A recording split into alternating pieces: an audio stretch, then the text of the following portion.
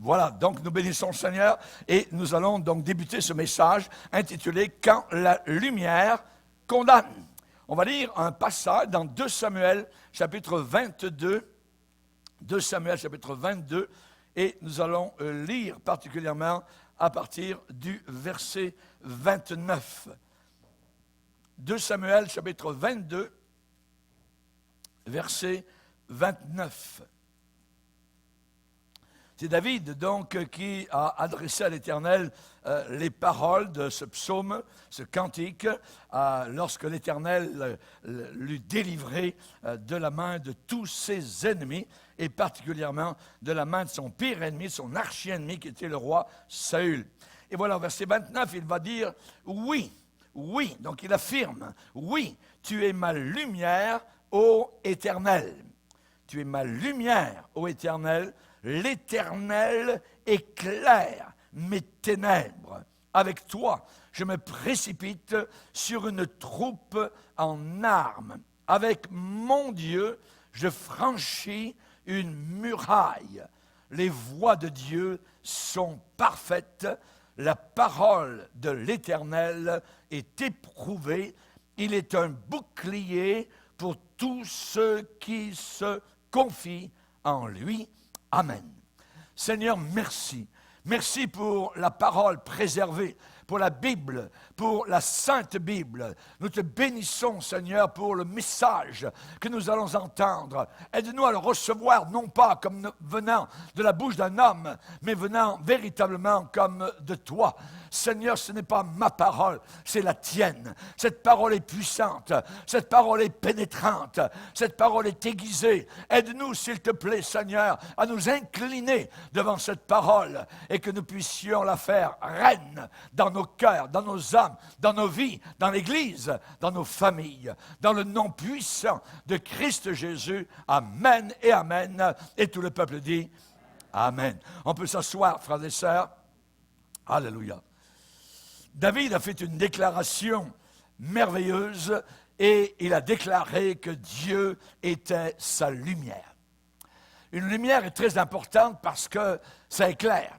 La lumière enlève les ténèbres. En un instant, les ténèbres d'un lieu, d'un local disparaissent le moment où la lumière vient. Ce qui veut dire qu'entre les deux, eh bien, la lumière est plus forte. Puisqu'il suffit d'allumer une lumière pour que les ténèbres soient chassées et disparaissent en un seul instant. Et dans le domaine spirituel, eh bien, c'est Dieu. C'est Dieu qui nous éclaire, c'est Dieu qui est notre lumière. Et David déclare, « Oui, tu es ma lumière, ô Éternel, l'Éternel éclaire mes ténèbres. » Qui est Dieu? Dieu est créateur. Le monde que nous voyons autour de nous, au-dessus de nous, a été créé. Il n'a pas toujours existé. Il a été créé. Il y a eu un départ, un début, un commencement, un premier tour de terre sur elle-même et un premier tour de terre autour du soleil. Eh bien, Dieu est le créateur des astres resplendissants et ces étoiles, la nuit que nous voyons au-dessus de nos épaules, eh bien, nous parle de la puissance de Dieu. Qu'est-ce que l'homme devant la puissance de Dieu? Quelle grandeur, quelle puissance. Raison pour laquelle le psaume 136 nous dit « Louez celui qui a fait les grands luminaires, les grandes lampes du ciel. Louez-le. » Il a créé, le psaume dit, le soleil qui préside au jour et la lune et les étoiles pour présider à la nuit. Louez celui qui a créé cela. Dans le Nouveau Testament, Dieu est décrit par Jacques comme étant le Père des Lumières. Le Père des Lumières, chez lequel il n'y a ni changement, ni ombre de variation. Il ne varie pas au travers des siècles. Il est le même comme du temps de Joseph en Égypte. Il est le même aujourd'hui, des milliers d'années plus tard. Il ne varie pas. Il est le Père des Lumières. Et les grands luminaires que nous voyons au-dessus de nos têtes, eh bien, sont des symboles de la lumière éternelle, la lumière éternelle de notre Créateur. Dieu engendre aussi des lumières spirituelles, des lumières spirituelles. Et tout au long des Écritures, il y a trois grandes lumières qui se manifestent, soit dans la vie d'un homme ou d'une femme, soit dans l'histoire d'Israël, soit dans la marche de l'Église. Trois grandes lumières. Et ces trois grandes lumières, non seulement sont très intéressantes, mais elles sont bien plus que cela, elles sont bouleversantes. Nous allons en voir une aujourd'hui. Et j'aimerais vous dire que la trame essentielle de toute la révélation de la parole de Dieu nous vient par la lumière que Dieu nous communique. L'un des principes moteurs, fondamentaux du gouvernement de Dieu, c'est la lumière. Dieu, au commencement, Genèse 1er chapitre, sépara la lumière des ténèbres. Et il y aura toujours séparation de lumière et de ténèbres. Ceux qui marchent dans la lumière, ceux qui marchent dans les ténèbres. Ceux qui sont lumière et ceux qui sont ténèbres ne peuvent pas, avoir, de collaboration. Ces trois lumières agissent toujours dans un certain ordre. Notre Dieu est un Dieu d'ordre. Tout est fait avec une pensée réfléchie. Et ces trois lumières ne viennent pas en désordre, elles viennent en ordre. Et elles agissent toujours dans un ordre successif très bien établi. Premièrement, il y a cette lumière, la lumière de la condamnation. Si vous avez été sauvé un jour, vous avez vu la lumière de la condamnation. Et nous allons en parler. Après cette première lumière, arrive une deuxième lumière, la lumière de la communion. La communion avec Dieu ne peut pas venir sans la première, qui est celle de la condamnation. La lumière de la condamnation. La deuxième, la lumière de la communion. Et ensuite seulement peut arriver la troisième, la lumière de la propagation.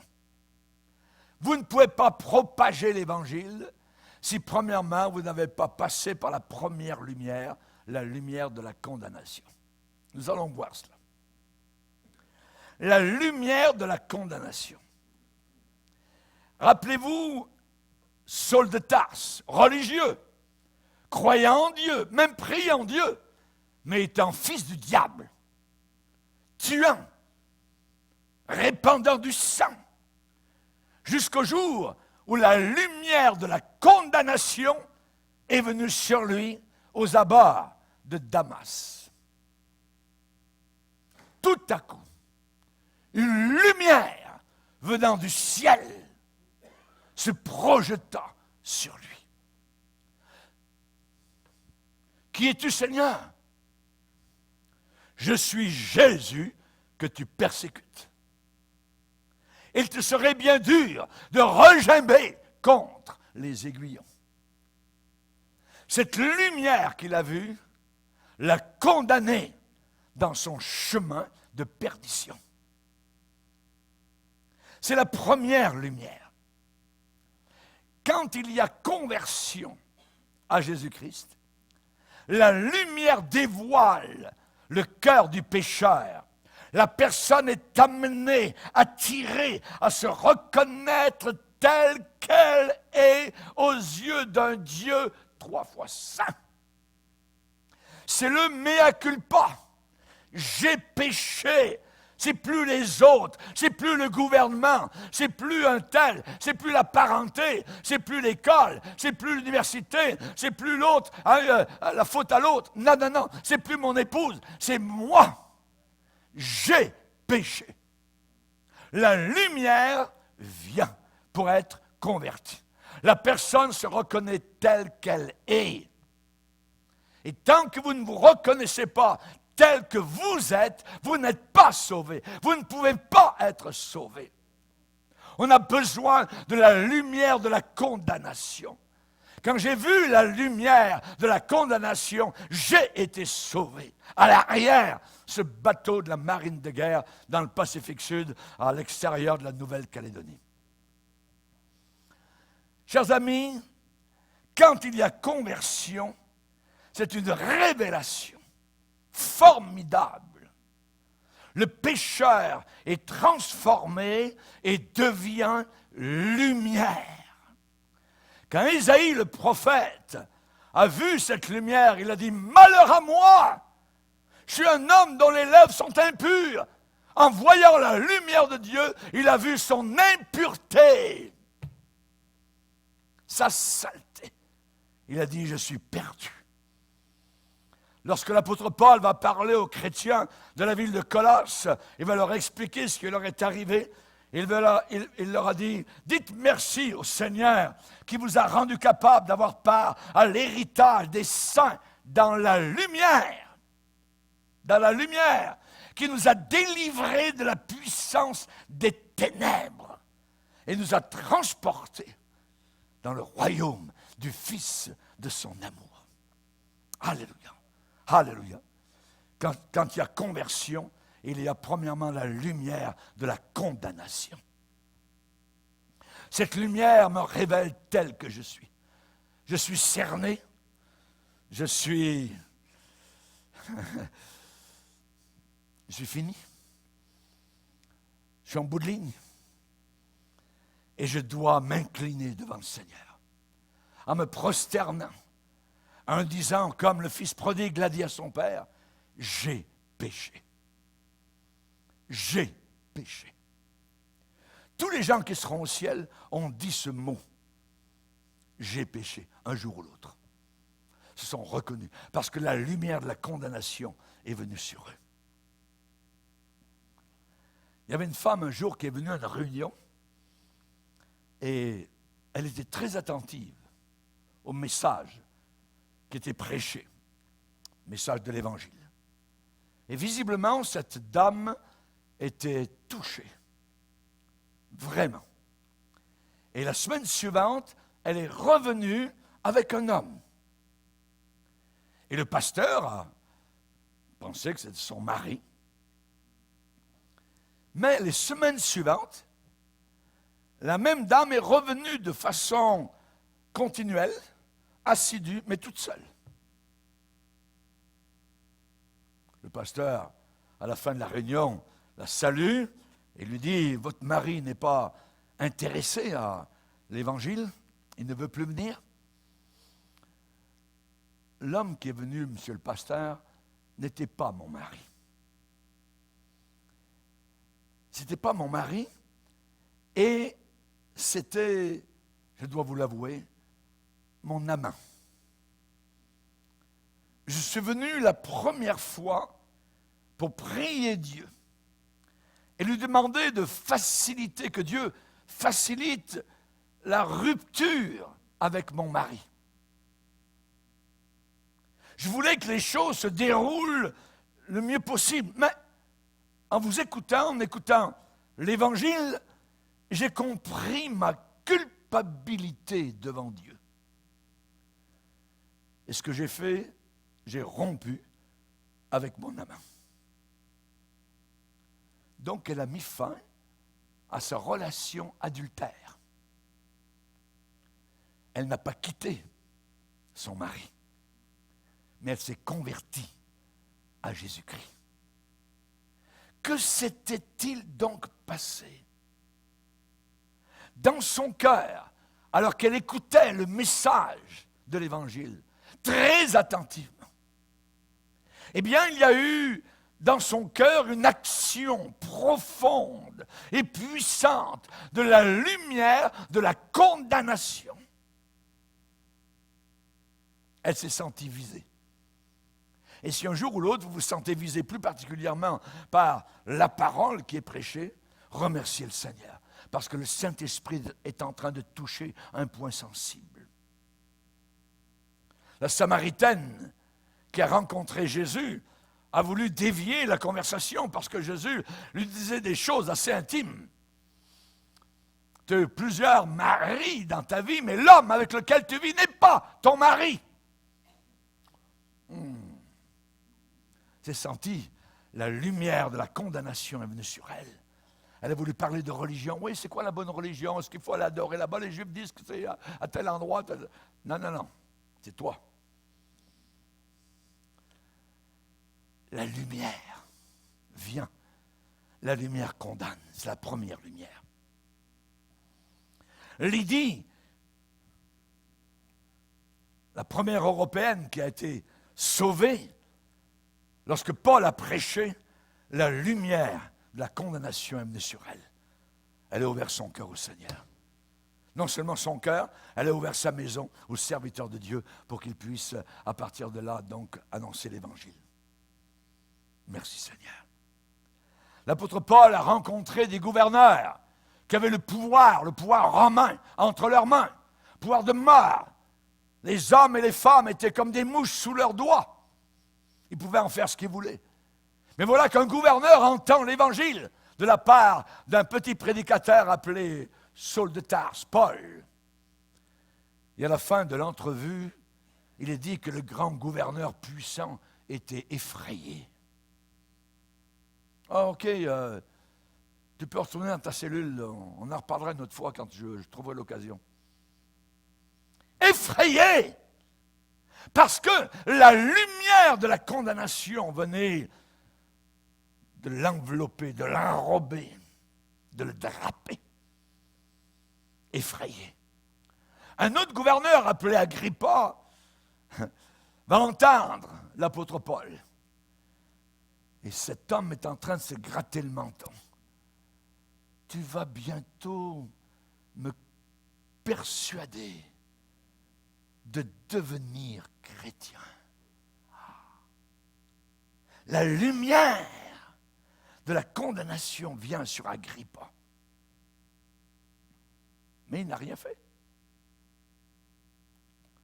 L'eunuque éthiopien qui lisait la Bible en retournant chez lui depuis Jérusalem avait ouvert la page dans Ésaïe 53, dans notre texte.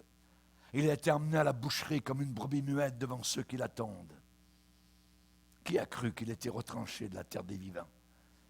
Il a porté nos péchés, il a porté nos maladies. Hey! Toi qui es sur le chemin, de qui le prophète parle-t-il? Vous savez comment l'histoire s'est terminée? Par un baptême dans l'eau. L'homme a été convaincu.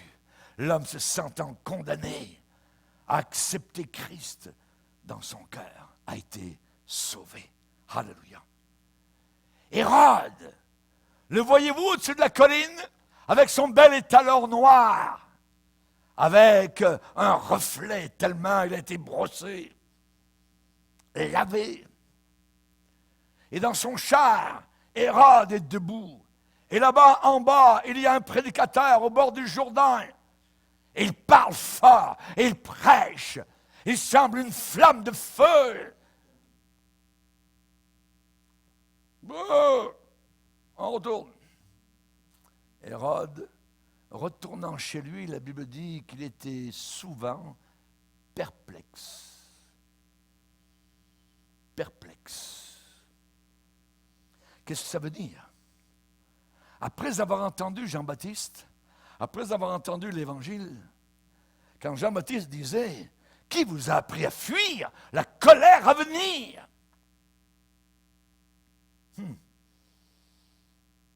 Actuellement, ce qui se passe dans notre génération, c'est que les flots de la colère de Dieu sont en train de frapper contre le barrage de sa miséricorde. Mais jusqu'à quand? Jusqu'à quand?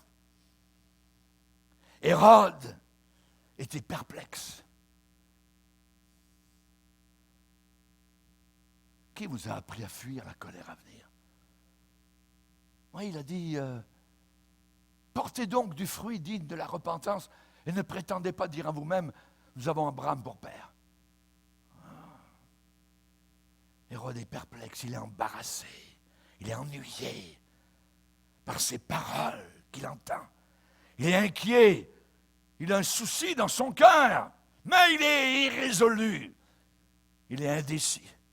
Et finalement, vous savez ce que son indécision va faire, c'est qu'il va lui faire couper la tête au prédicateur pour ne plus l'entendre. La Bible dit à vous, chrétiens, autrefois, vous étiez ténèbres, mais maintenant, vous êtes lumière dans le Seigneur.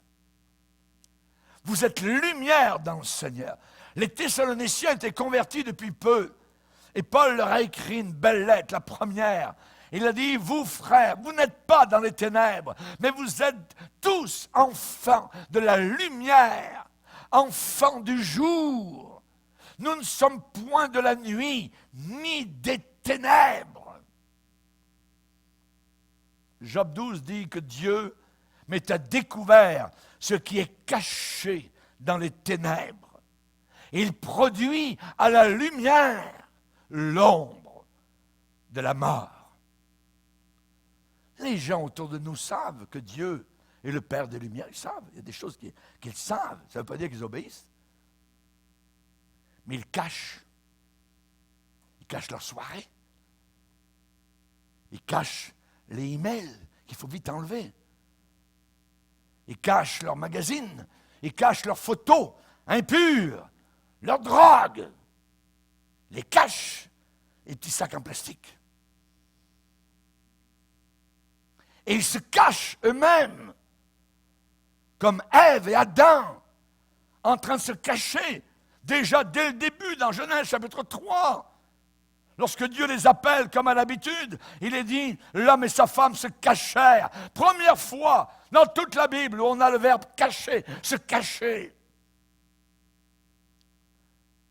L'homme et sa femme se cachèrent loin de la face de l'Éternel Dieu.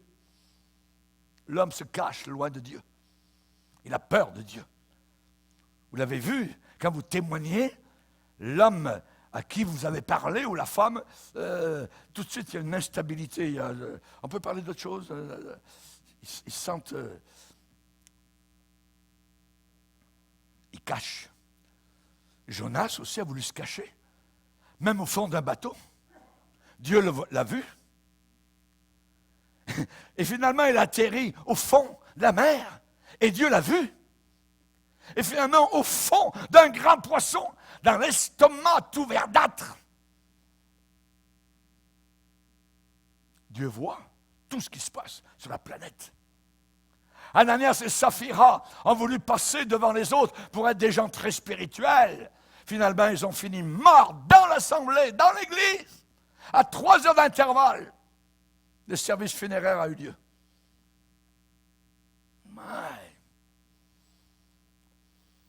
Il y avait un adolescent qui cachait de la porno. Et il ne fallait surtout pas que ses parents tombent sur ce genre de revue. Sa cachette, il l'a vite trouvée. À l'école, au collège, il apprenait le dessin industriel. Il avait une grande planche à dessin, enfermée dans une pochette en tissu avec un zipper, avec une fermeture éclair. Et il savait que ses parents ne regardaient jamais ses œuvres, ce qu'il faisait comme dessin industriel. Sécurité totale. Or, un dimanche, en revenant de l'église, sa tante s'adresse à cet adolescent et lui dit, « Tu ne nous as jamais montré tes dessins. J'aimerais beaucoup les voir, comment tu dessines pour le dessin industriel. » Le jeune homme s'est dit, « Oh, qu'est-ce qui lui prend tout à coup à ma tante? » Il a essayé tant bien que mal de dissimuler la panique que maintenant il ressentait. « Ah, tu sais, ma tante, c'est inutile. Tu n'y comprendras rien dans le dessin industriel. Mais la tante a insisté. Oui, je veux le voir. Je veux voir tes dessins.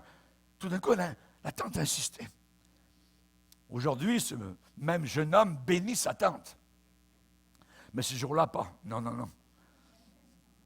Parce qu'il a fallu ouvrir la pochette et sortir les dessins. Les parents ont insisté, eux aussi, pour qu'ils sortent tout, montre tes dessins, on veut les voir, nous aussi. Et les yeux de toute la famille étaient maintenant sur les magazines.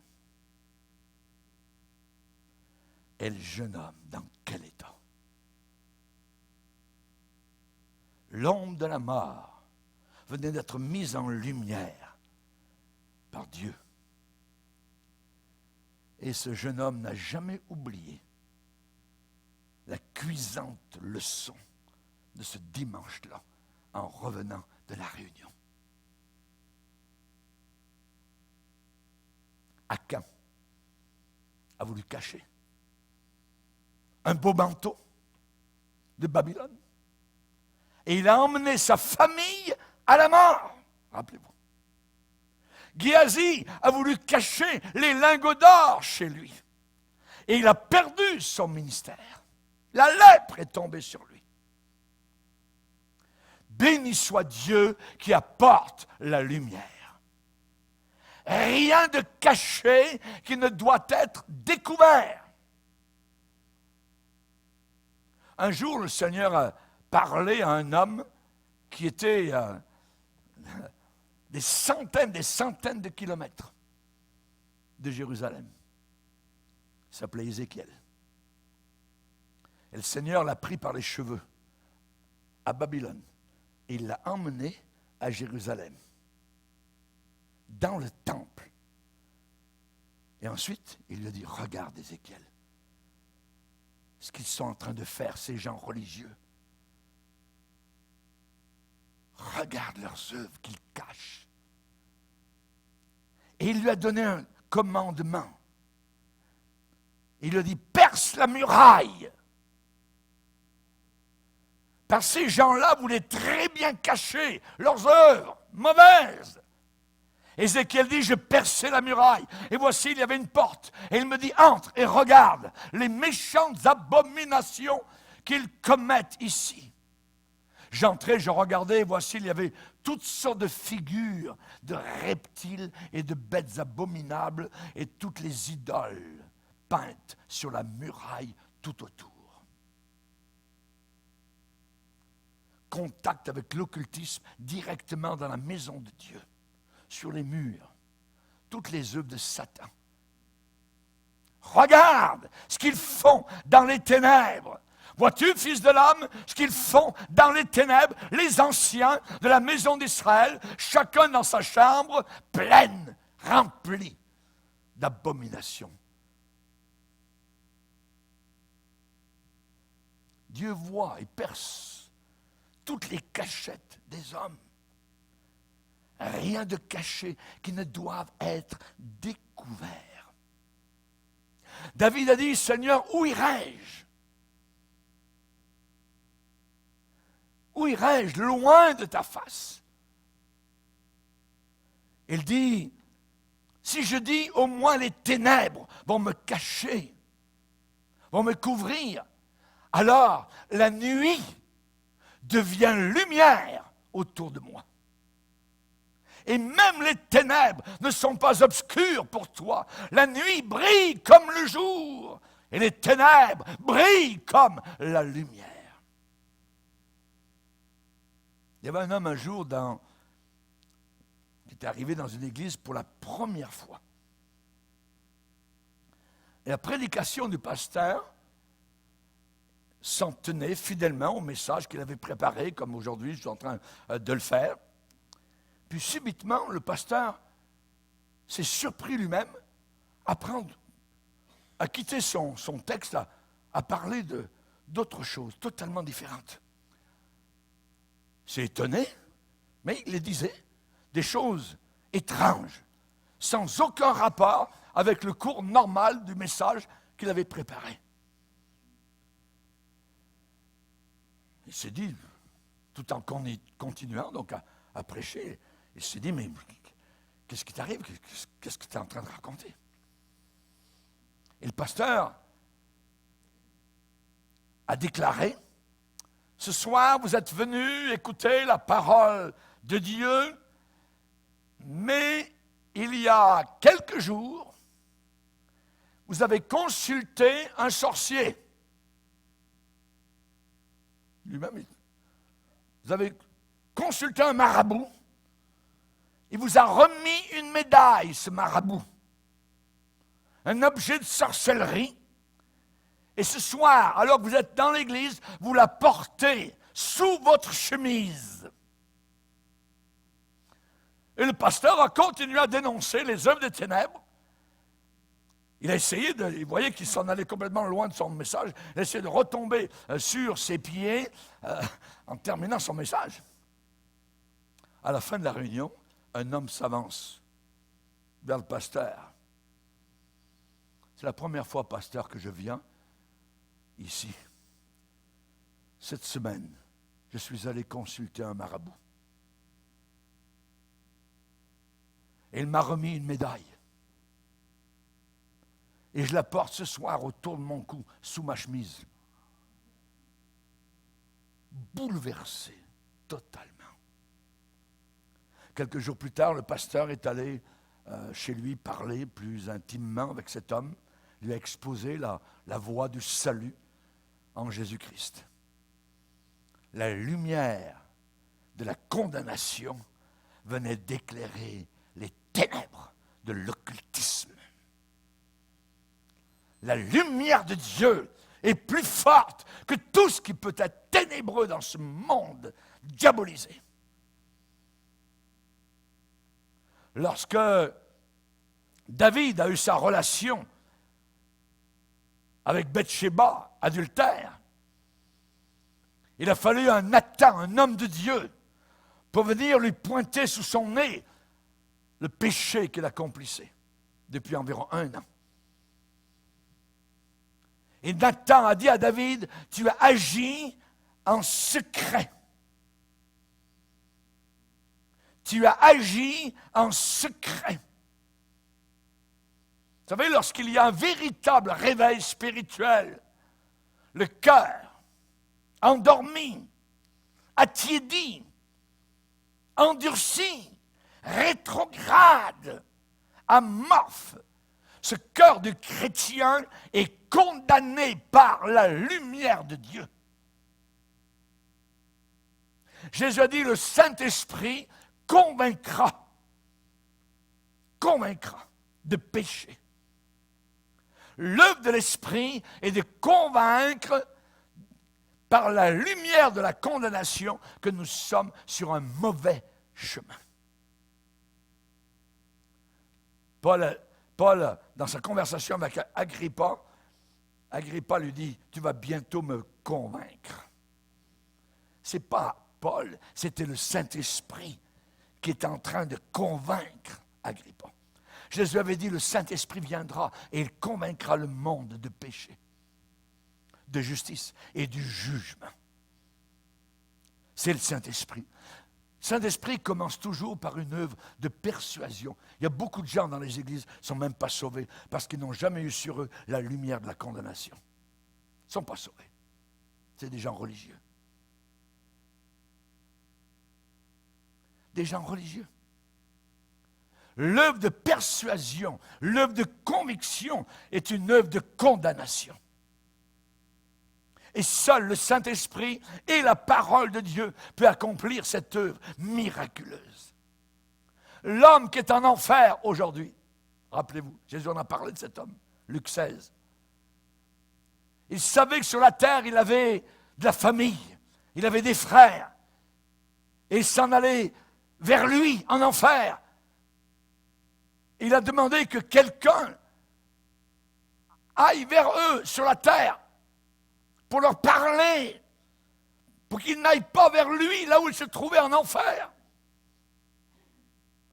Il a été répondu à cet homme, sur la terre, ils ont la parole de Dieu Et même si quelqu'un des morts ressuscitait, il ne se laisserait pas convaincre. Nous l'avons le mot. Convaincre. Quand quelqu'un est sauvé, c'est qu'il a été convaincu, persuadé qu'il était perdu, un pécheur sur la mauvaise voie. Il faut absolument que du sein de notre nuit, Dieu révèle par le Saint-Esprit les choses profondes, les choses enfouies, les choses masquées, les choses cachées. Ces choses qui offensent Dieu et qui nous perdent.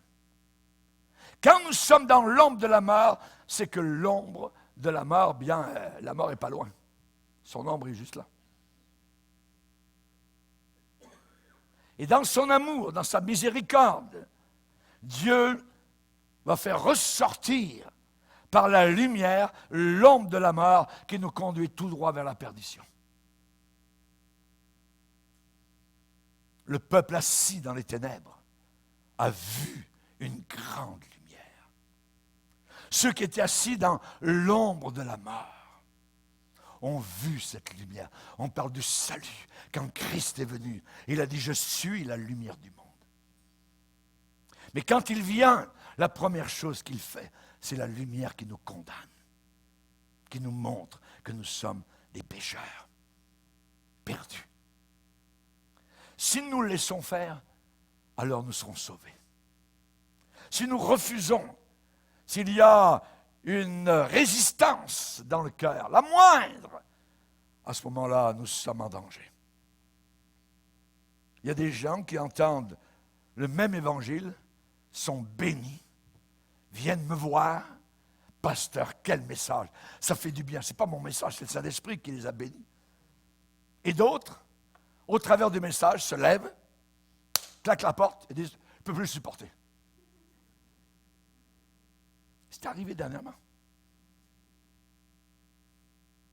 Vous voyez la réaction? Il faut comprendre le sens du mot « condamnation ». La Bible dit, on va aller dans Éphésiens 5.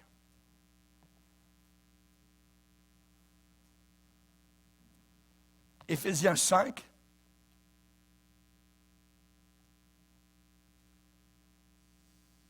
Le verset 8.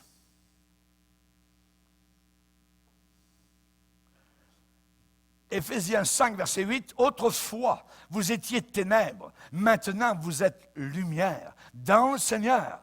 Marchez comme des enfants de lumière. » Notez le mot lumière, il va revenir plusieurs fois. Marchez comme des enfants de lumière, car le fruit de la lumière consiste en toutes sortes de bonté, de justice et de vérité.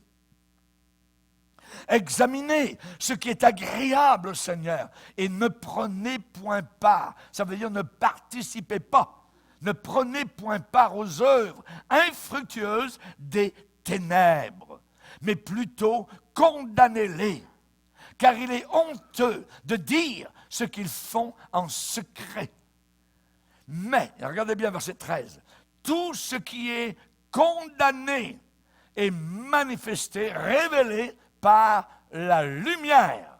Car tout ce qui est manifesté, qui est révélé, est lumière. C'est pour cela qu'il est dit, réveille-toi, toi qui dors, relève-toi entre les morts, et Christ t'éclairera. Alléluia.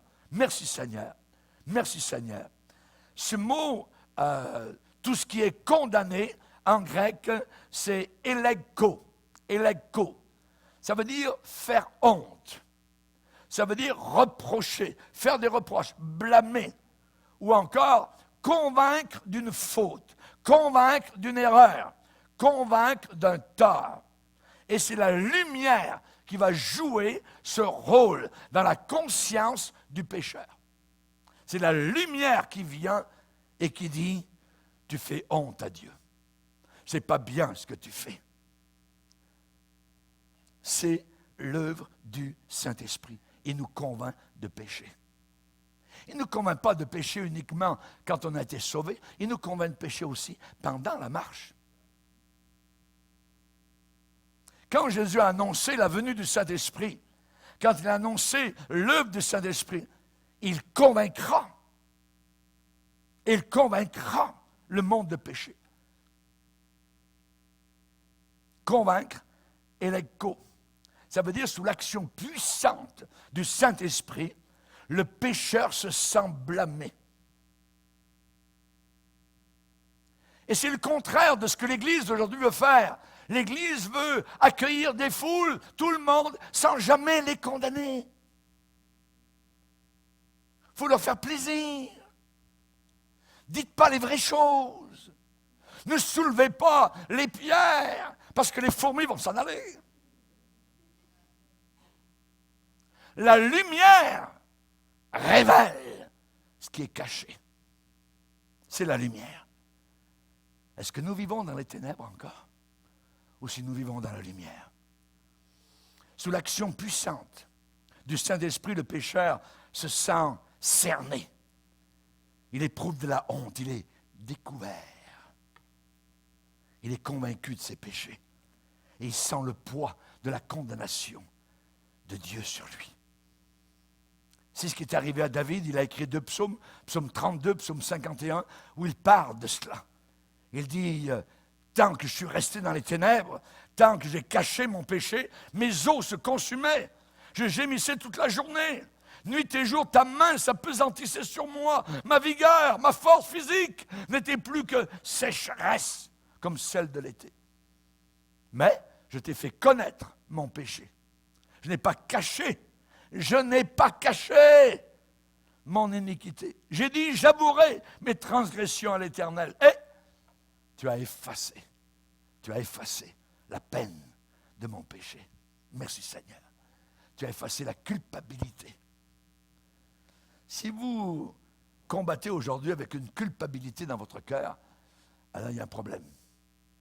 Normalement, le pécheur qui a été justifié par Jésus ne sent plus cette chose de culpabilité. C'est parti. Et tu as effacé la culpabilité de mon péché. Psaume 32. Cette condamnation de la part de Dieu n'est pas du mépris. Ce n'est pas la perdition. Le Seigneur fait cela pour nous attirer à lui. Quand la lumière de la condamnation brille dans un cœur, cette même lumière en même temps éclaire le chemin à la rédemption, au salut, à la restauration, à la guérison, comme le chemin du Fils prodigue vers le retour vers la maison du Père. Il restaure mon âme. David savait ce qu'il disait quand il a écrit le psaume 23. Il restaure mon âme. Certain qu'il a été restauré. Il était cassé, brisé par son péché. Et le Saint-Esprit plaçait son doigt continuellement sur lui, jour et nuit. Donc, pour être sauvé, le pécheur doit être sondé et doit être fouillé de fond en comble par la lumière et condamné. Et condamné. Pour ensuite être purifié et transformé. Quand il y a un véritable réveil spirituel, qu'est-ce qui se passe? Ce qui est condamné est manifesté par la lumière.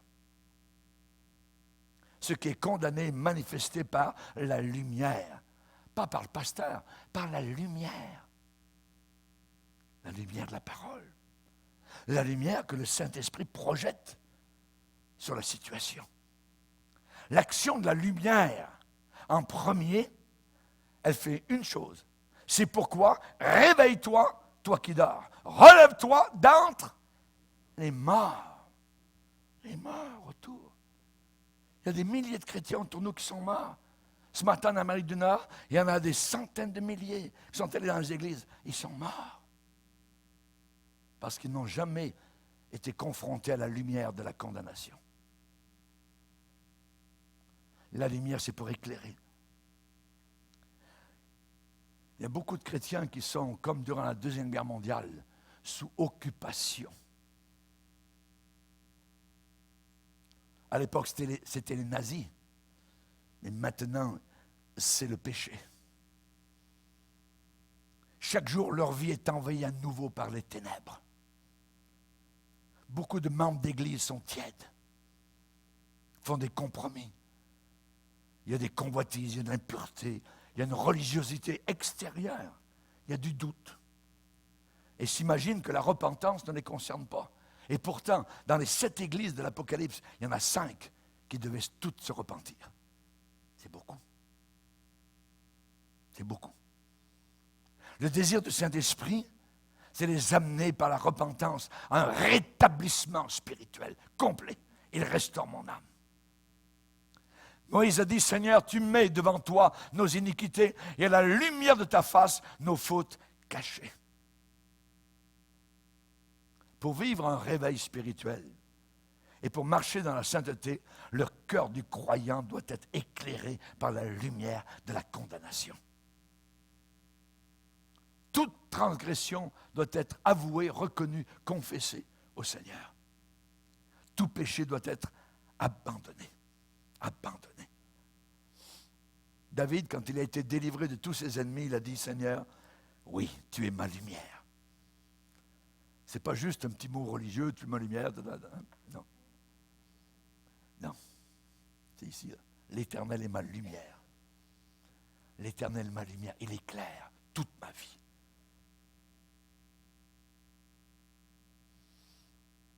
L'Éternel est ma lumière. Une belle jeune fille, à la fin d'une réunion au Burkina Faso, dans une très grande église dans la capitale, elle est venue me voir. Pasteur, pouvez-vous prier pour moi? J'ai contacté le sida. La lumière de la condamnation à la fin de la réunion l'a fait venir en avant pour confesser, avouer et abandonner les relations mauvaises.